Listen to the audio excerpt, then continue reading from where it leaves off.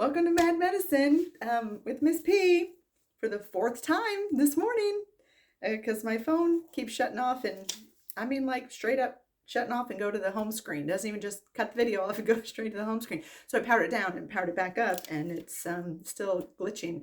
I'm gonna cry. I'm just gonna tell you, when I hang up, I'm gonna cry and lie down, fetal position, get a good cry in, and then I'll go on with my day.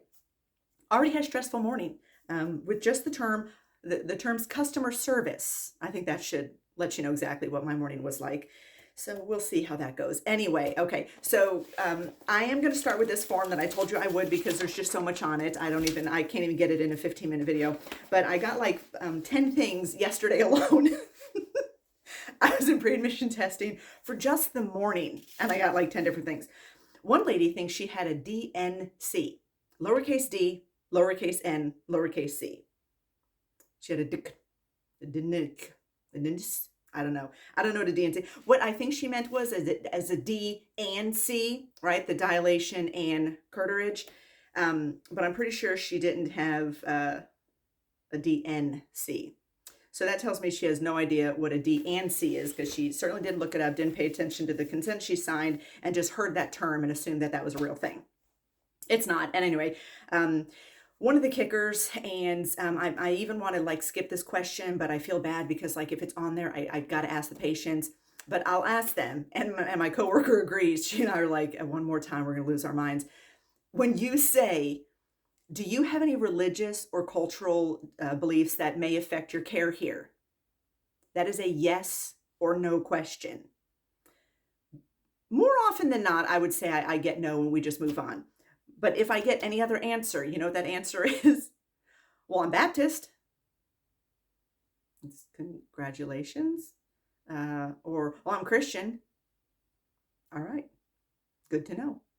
Could you just answer the question, though? It's a yes or no question. Just answer the question. So I just skip it. I just assume no, and I just keep on going. The only ones that will ever answer that correctly, if they don't say no, is the people that don't want blood, your Jehovah's Witnesses. They will straight up tell you. Everybody else just tells you their religion, as if that's a cultural. Well, I don't care, whatever. Okay.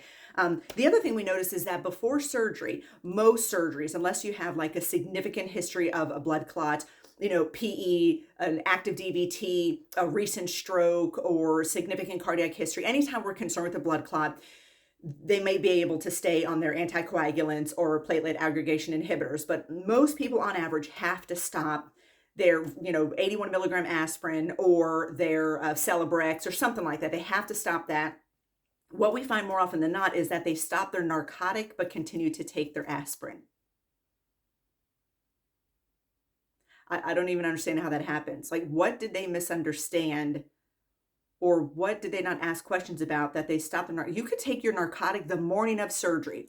You can take a 10 milligram OxyContin if you want to. You can take a 2 milligram Dilaudid if you want the morning of surgery. That's not going to affect anything. We're going to give you more narcotics if you need them later. That's not a problem. But your aspirin or any other platelet aggregation inhibitor, that can cause you some issues. You can have some significant bruising and bleeding, especially after like a septoplasty, when they're up there and digging around in your sinuses with sinus surgery. But they stopped their Lortab. Well, I stopped my Lortab about 2 weeks ago. He's been in excruciating pain for whatever reason. He's in pain. Stopped his Lortab, but continued to take his aspirin. Where's the breakdown? Do you think maybe in the doctor's office? Another patient told me that she typed in there that she was having a carpal tunnel. She had a carpal tunnel release. That old tune, that carpal tunnel release right there. And one of my favorites, these two are my favorites. Under the cardiology, there's like a long list of no's. You want to say, no, I don't have a cardiologist. No, I've never had open heart surgery, stent placement, mitral valve, like the whole thing. It's all there, and you can just say no to all of it. And we could probably just say, do you have any heart conditions, right? But you have to put them all in there because people don't know that they've had those issues. So this particular patient said, do you have a cardiologist? He said, yes. Okay, good to know. Why did you see him last? Like, what was the reason? And he wrote in there, heart. Just heart. That was why he went to see his cardiologist, which is fortunate because if you go to your gastroenterologist for your heart, he can't help you. So it's good that he went to his cardiologist for his heart, but we're going to need a little more than that. And he's like, well, it was out of rhythm. Okay, well, which rhythm are we talking about? Which rhythm were you out of, and which rhythm did you jump into? He has no idea. Turns out he's got rip-roaring congestive heart failure, and he has no idea. And of course, he was in denial, as they often are. But that's fine. And I think I've said this before. They also often write in there that they had the cancer surgery, the surgery for the cancer.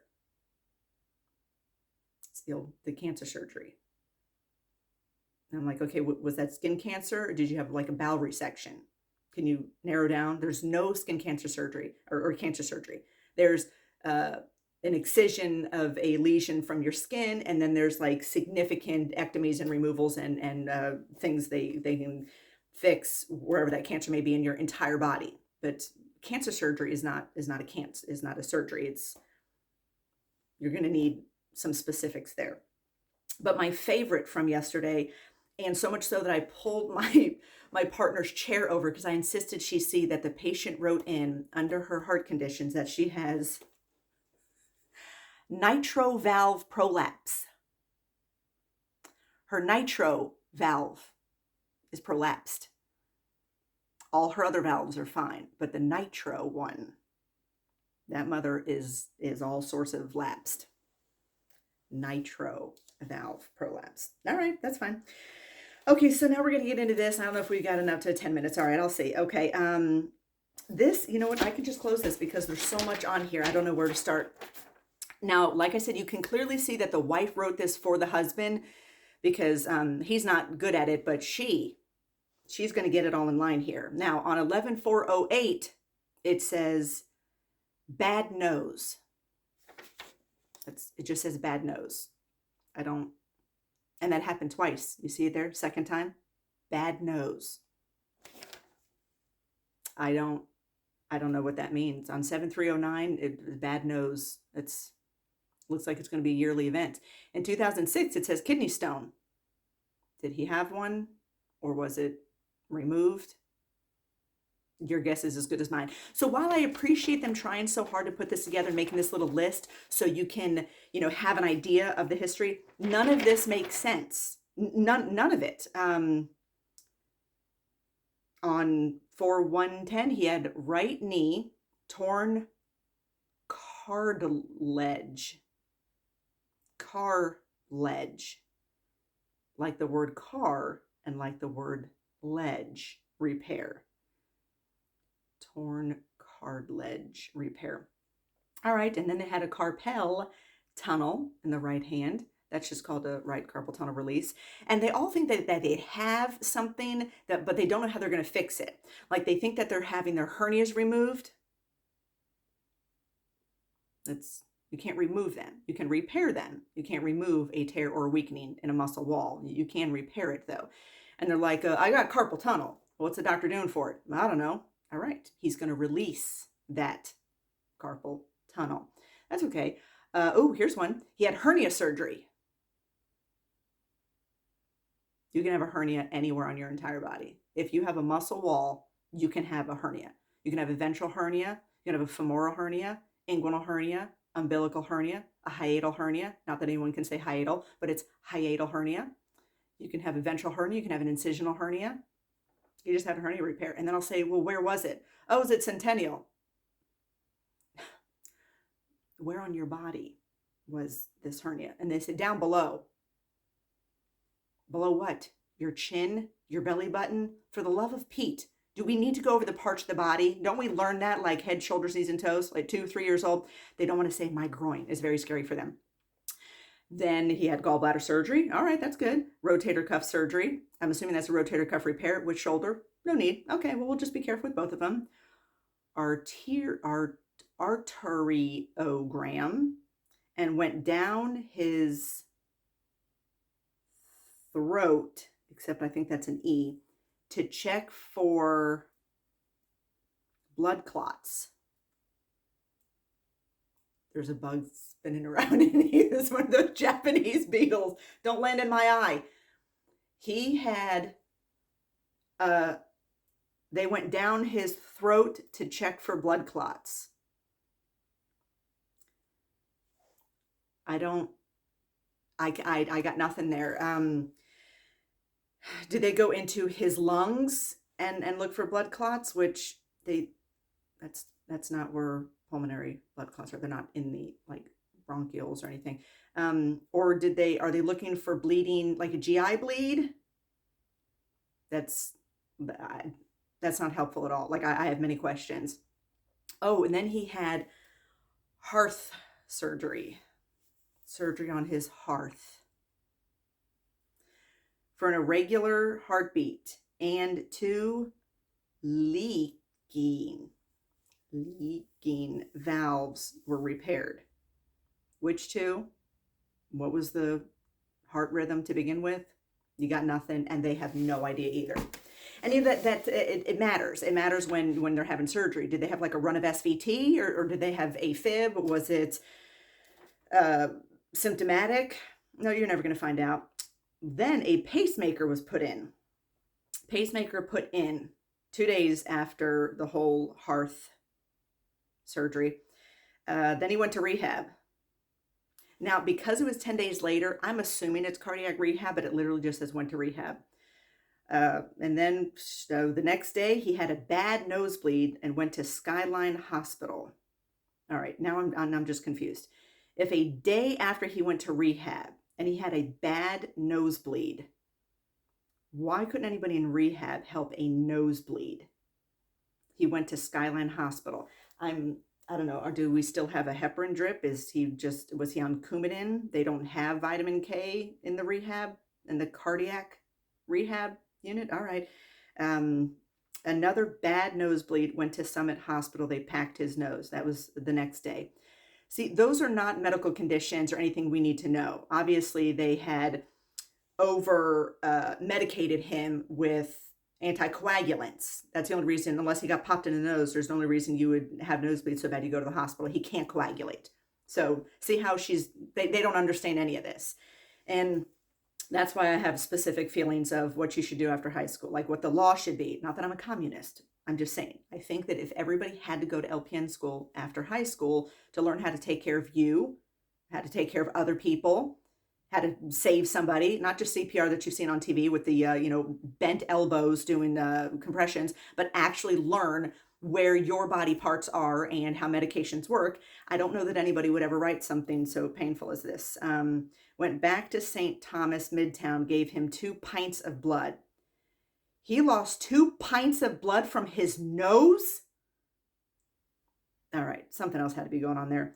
Went to ENT, removed packing from nose, went back to rehab. See, that whole thing, then none of that's important. I mean, at the time, very important. In the long run of how to take care of him, assuming his PT and INR are reasonable now, you can skip that whole thing. This could have been so much shorter. Bad nose. I'm not kidding. I really want to know what that is. Like, is this Carl Malden? Like, I can't imagine. Okay, left arm stroke. Oh. He had a stroke in his left arm. I clearly have not pre-read this. Left arm stroke, couldn't lift his arm, then worked on him. That's what this says. That's what it says. I'm not making this up. Right eye seen black at bottom of eye. Took him to this doctor. Said it was a ton stroke, mild. Said it was a ion stroke. Said it was, I don't know. And then on 3/23/15, almost passed out at church, went to EM at this facility, ran a lot of tests, gave him shot of heparin for blood clot. I went to another hospital, dehydrated and pacemaker, left it on, everything okay. The end. It's very sweet that they tried to help us out here, but you see how they don't understand any of what they're saying because none of that is something we can follow or make sense. And you don't know until you've wasted the time to read the whole thing to find out that you still need to know what's going on with this patient to safely take care of them. And I'm not even blaming them. You know, these people, it's not whether they're educated or not, whether they can spell or not. These are people that can probably put a car engine back together with their eyes closed and farm a field and bring us all food. So they're not stupid people. That's not what we're saying. But see how it's our job as people in the medical field that need to explain things to them. And you don't have to talk over their head or talk down to them. Say it in a way they understand. Draw pictures if you have to, whatever it takes. Make sure they understand what it is. Because when I try to talk to them and I try to clear it up, they're like, well, that's not what the doctor said. I'm like, oh, that's because the doctor doesn't care if you understand, and I do, and this is why. Like the last time I spoke to a patient, and I can't, this was years ago, and I said something like, oh, you know, do you take your atorvastatin at night? And she was like, no, he don't take it at night. I said, well, you know, he should. That's how the meds work. Well, are you a doctor? No, maybe you can take it whenever you want to. I'm just trying to help you. I have nothing to gain whether you take it in the morning or at night. I'm never even going to see you again. What difference does it make? But if the doctor had explained it, or the pharmacist, or if they had read the pamphlet that comes with the medication, it would have said the same thing. But see how, like, as a group, we need to really kind of explain things to them and help them understand and make it make sense so they don't write things like this. Now, the good news is I have about 10 more of these from all kinds of different people. So I'm gonna hit them next time as my gift to you. Now, I'm sorry I missed the first week. Like I said, I made that video, and I think I finally deleted it because I'm not going to be able to post it, unfortunately. But it's just all of the same stuff, just fabulous things. And I am eventually going to get to the things that students say it is my favorite, or things that they've charted. So now I get to see that too, because now the patients are charting their own things, and you can't make this up. And I may even have more. I'm in PAT all day tomorrow, so I might even have more. It is very entertaining. And I'm sure my mechanic may have said that I said something ridiculous, and they all kind of giggle. And I'm sure IT also. I guarantee, like, the stupidity I feel when I have to call IT and I'm like, I'm locked out. They're like, well, are you using the right password? I'm like, yes, I think, I hope. I wrote it down. I don't know. Caps on, caps off. Did I forget the extra numbers or whatever? Maybe. I'm sure they're rolling their eyes at me on the other end. But it's not that we're stupid. It's just that we don't know everything we should. And I'm getting much better. So now I think my IT guys don't hate me as much. But I still have to call them a little too often. At least I don't know them by name yet. So that's a plus. But I will hunt down some good stuff. I've got about, I don't know, 20 pages saved up for stuff to go over. So if I don't have enough from just tomorrow, which is possible, I could have enough content from just tomorrow dealing with pre-admission testing, because you just won't believe the things people say. It is astounding. Like, you'll call them, leave a message, let them know what's going on, you know, saying we're calling to go over your health history. It's important that you have your list of medications and previous information, you know, surgeries, everything with you when we call, or if you call us. Then they'll call back and say, yeah, I'm having surgery tomorrow, and y'all told me that you need to go over my history. I'm like, yes, okay, what medication do you take? Well, I don't have that with me. Then why would you call back? If you don't have that information with you, why would you call back?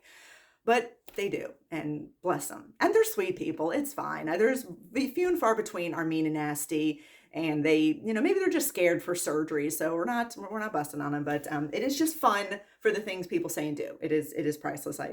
And fortunately it's my job. So I get to do that. So you just sit there and be jealous. Okay. Well, Merry Christmas, because the next time I post will be after Christmas. So have a lovely one, and hope all is well. Same as always. Face your fears, forget your failures, follow your faith. Merry Christmas, and I'll see you next time. I hope, if there is next time. Oh, freaking remote controlled piece of crap. You won't shut off